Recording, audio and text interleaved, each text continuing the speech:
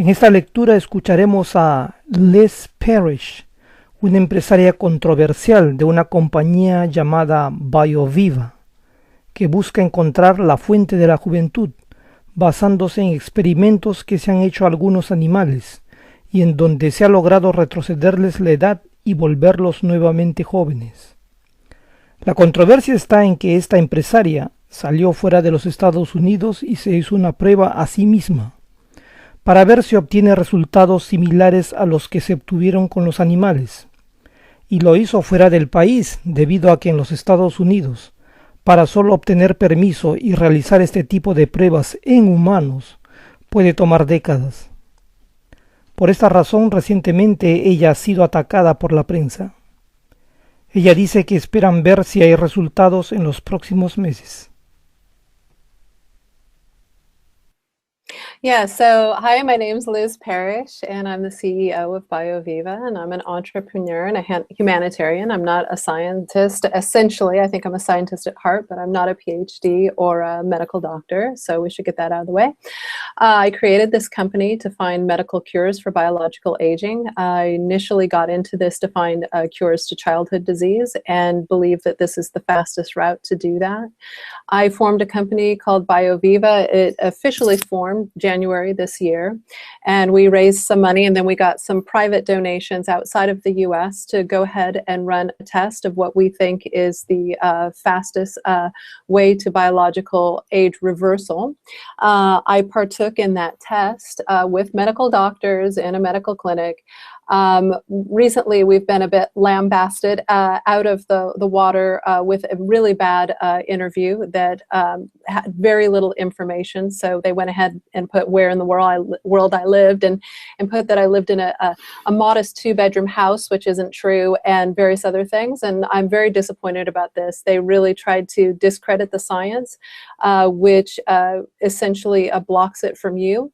So I'm a little upset about this right now, but I'll get over it because we're picking up our bootstraps and we're carrying on. So I guess I think that was your first question, is how I felt about this media blitz, and I think that it was quite. It was a big swing at really creating new forms of business. Creating a healthcare system that is accessible by people and gives the people what they need and what they want. And, it just goes along with stifling innovation. So, I don't have a problem with safety and efficacy. I have no problem with that. And that's why I stepped up and took this test. These therapies, okay? What I have a problem with is keeping people from access to therapeutics that may save their life. Clearly, the therapeutics that I took should have been given to somebody who is dying today. As a matter of fact, there's over 100,000 people dying today of age-related diseases. One of them should have received that. We had no ability to give that to one of them, so I took it myself to see what would happen. And so, I don't know what will happen to me in one day or 12 million years. But I'm kind of okay with that because we study death, and I know that waiting for a cure to come down the pipeline, I would have died anyway. So that's how I feel. I feel a little bit raw today in the shadow of this press that really looked like it was meant to hurt us rather than help us with innovation and making a healthier, better world. We're actually a team of, we're not a one-woman team. We are a team of researchers, medical doctors who back the science. We are soundly based in what we're doing. And if people want to ask, they should go to the website. They should look at the science.